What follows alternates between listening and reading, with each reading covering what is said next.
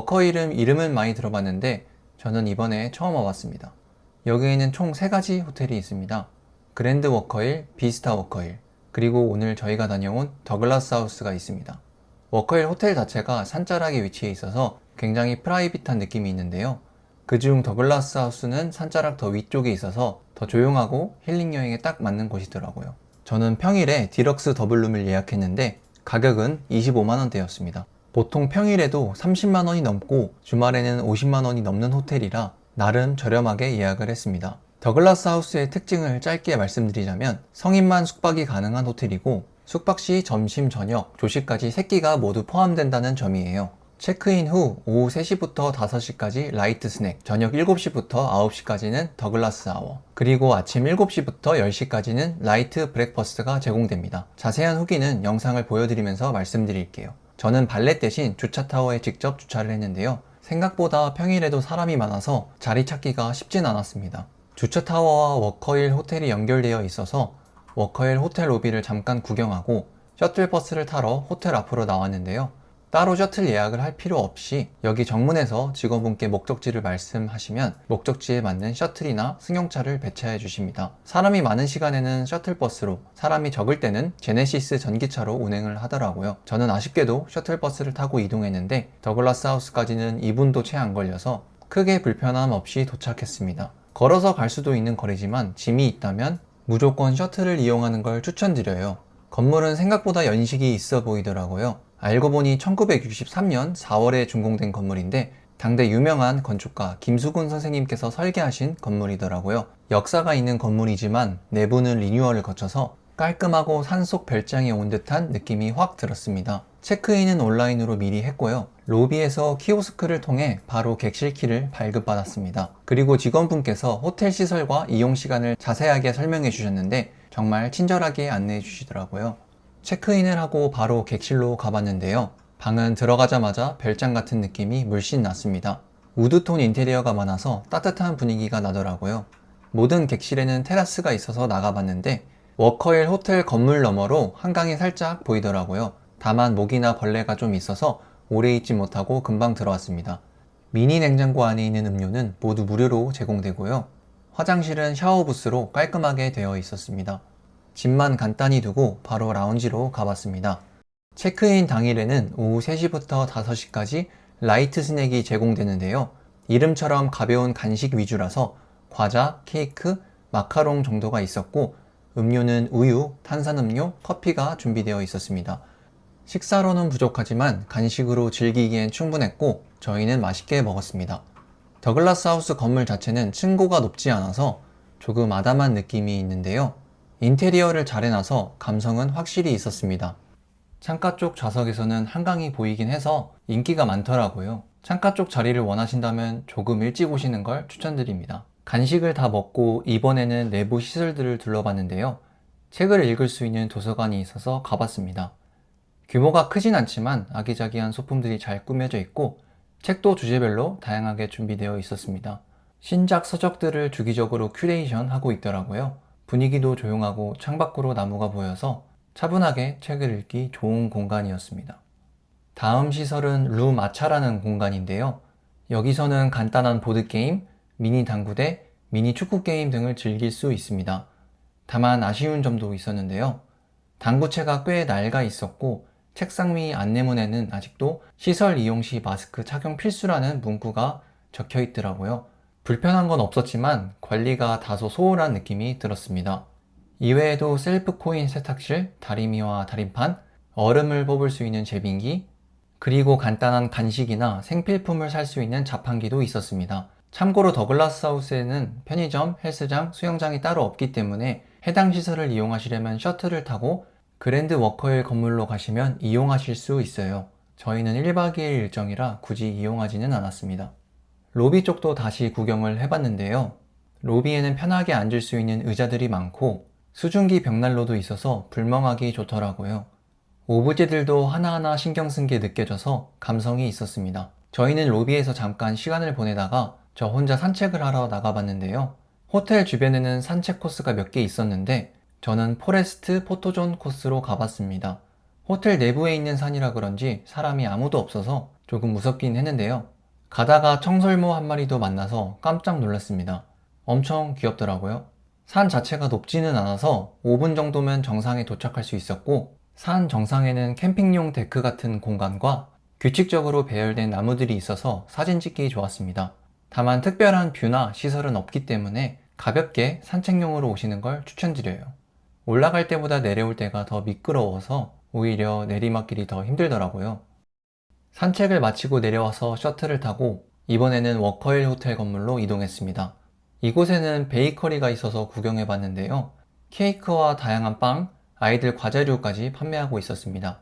빵은 다음날 아침 체크아웃 하면서 구매했는데 투숙객이면 20% 할인을 받을 수 있으니 꼭 챙기시길 추천드립니다. 와인과 와인 안주류도 판매하고 있었지만 저희는 저녁에 라운지를 이용할 예정이라 따로 사지는 않았습니다.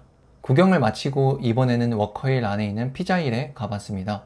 산속에 피자집이 있다는 게 정말 신기하더라고요. 셔틀버스에서 내려서 오르막길을 조금만 오르면 도착하는데 2분 정도 대기 후 바로 입장할 수 있었습니다. 저희는 산이 보이는 좌석으로 안내를 받았는데요. 피자힐이 산속에서도 더 높은 곳에 위치하다 보니 남쪽 창가 자리에서는 한강까지 시원하게 보였습니다. 만약 피자힐을 가실 계획이라면 창가 자리를 꼭 미리 예약하시는 걸 추천드립니다.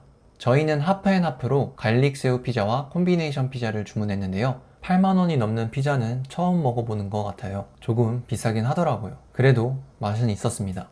새우도 정말 푸짐하게 올라가 있고 치즈도 고소하고 진했어요. 그리고 피자가 식으면 다시 데워주는 서비스도 있더라고요. 저는 개인적으로 도미노 피자를 제일 좋아하는데 솔직히 도미노보다 맛있었습니다. 물론 가격을 생각하면 자주 먹기는 어렵겠죠? 참고로 피자힐도 투숙객은 20% 할인이 되고 포장도 20% 할인을 받을 수 있습니다. 저희는 피자 한 판과 갈릭 소스를 주문해서 할인받고 76,200원이 나왔습니다. 사실 저녁 라운지 전에 간단하게 먹으려고 피자힐에 온 건데 생각보다 양이 많아서 배가 너무 부르더라고요. 다시 셔틀을 타고 더글라스 하우스로 돌아갔습니다. 저녁 7시부터 저녁 라운지인 더글라스 아워를 이용할 수 있는데요. 저희는 7시 30분쯤 가는 바람에 라운지가 만석이더라고요. 이럴 때는 대기를 걸어두거나 음식을 직접 포장해 가서 객실에서 먹을 수도 있는데 저희는 대기를 걸어놓고 방에서 잠깐 쉬었습니다. 20분 정도 기다리니까 객실 전화기로 안내가 와서 라운지로 가봤는데요. 운 좋게도 4인석을 배정받을 수 있었습니다. 라운지 메뉴는 대부분 술안주 위주였어요. 치즈, 햄, 과자, 닭가슴살, 또띠아 같은 음식이 있었고 술 종류는 생각보다 다양하더라고요. 와인, 맥주, 노알콜 음료도 있고 막걸리까지 있었습니다. 술 좋아하시는 분들이라면 만족하실 만한 구성인 것 같아요. 저희는 와인과 간단한 안주들을 받아왔습니다. 종류 자체가 아주 많지는 않았지만 이 정도면 충분히 만족스러웠습니다. 만약 호텔 저녁 뷔페를 기대하고 오신다면 조금 실망하실 수도 있어요. 그리고 라운지에서 드시지 않고 객실에서 조용히 드시고 싶으시다면 테이크아웃도 가능한데요. 직원분께 말씀드리면 작은 종이 박스와 와인 한 병을 주시는데요. 안주는 원하시는 걸 담아가고 와인은 객실에서 즐길 수 있어 프라이빗하게 시간을 보내고 싶으신 분들께 추천드립니다. 평일임에도 불구하고 이용객들이 정말 많더라고요. 저희도 이런저런 이야기 나누면서 와인과 안주를 즐기고 그렇게 하루를 마무리했습니다. 다음날 조식을 먹으려고 일찍 일어났는데요. 조식은 오전 7시부터 10시까지 운영되는데 8시 30분쯤이 가장 혼잡하다고 해서 저희는 오픈 시간인 7시에 맞춰 라운지로 갔습니다. 조식 이름이 라이트 브렉퍼스트이기 때문에 조식 또한 메뉴가 다양하지는 않아요. 다른 호텔들도 보통 조식 메뉴가 간단한데 더글라스는 그것보다도 더 간단합니다. 빵류가 있고요. 김치죽, 야채, 그리고 소세지, 베이컨, 우유와 시리얼, 그리고 과일, 삶은 계란과 간단한 샐러드 종류 이렇게 있네요. 아침을 원래 간단하게 먹는 편이라 크게 부족한 점은 못 느꼈습니다. 아침이라 사람이 없어서 창가 쪽에 앉았는데요. 나름 한강이 보이죠?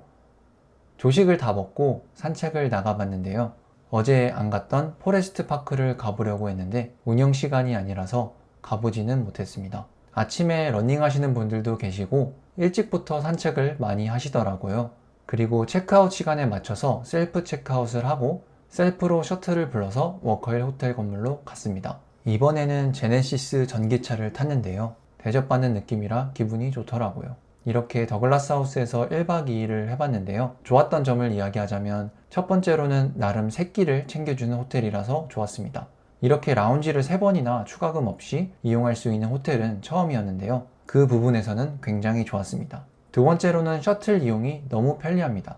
물론 더글라스 하우스에서만 계실 예정이라면 셔틀을 왕복으로만 이용하실 수도 있는데 피자힐이나 헬스장, 수영장을 가실 예정이라면 뭔가 택시를 공짜로 타는 느낌이 들고 기사님들 그리고 직원분들이 너무 친절하셔서 너무 좋더라고요.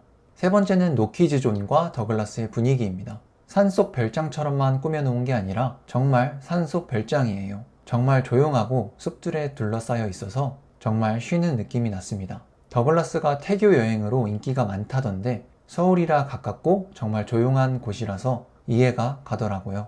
단점도 있었는데요. 첫 번째 단점으로는 부대시설이 정말 부족하다는 점입니다. 도서관과 아차룸 정도만 있고 헬스장, 편의점, 수영장은 모두 워커힐 호텔로 이동하셔야 이용이 가능해요. 물론 아예 없어서 이용을 못하는 건 아니라 큰 단점은 아니지만 이게 또 차를 타고 가서 이용을 해야 한다는 게 쉬러 온 사람 입장에서는 귀찮을 수 있거든요. 두 번째 단점은 라운지 음식이 엄청 다양하지는 않다는 점입니다. 저는 예약할 때 이미 알고 오긴 했지만 호텔 뷔페를 생각하고 오시면 정말 실망하실 거예요. 말 그대로 라운지이기 때문에 뷔페가 아닌 점은 사전에 알고 오시는 걸 추천드립니다. 단점은 이 정도밖에 없는 것 같고요. 아마 주말이면 가격이 50만원대로 올라가는 것 같던데 개인적으로 평일에 기회가 되시는 날 오시는 걸 추천드립니다. 오늘 영상은 여기까지고요. 구독과 좋아요는 저에게 큰 힘이 됩니다. 앞으로도 더 좋은 영상으로 찾아오겠습니다. 지금까지 시청해주셔서 감사합니다.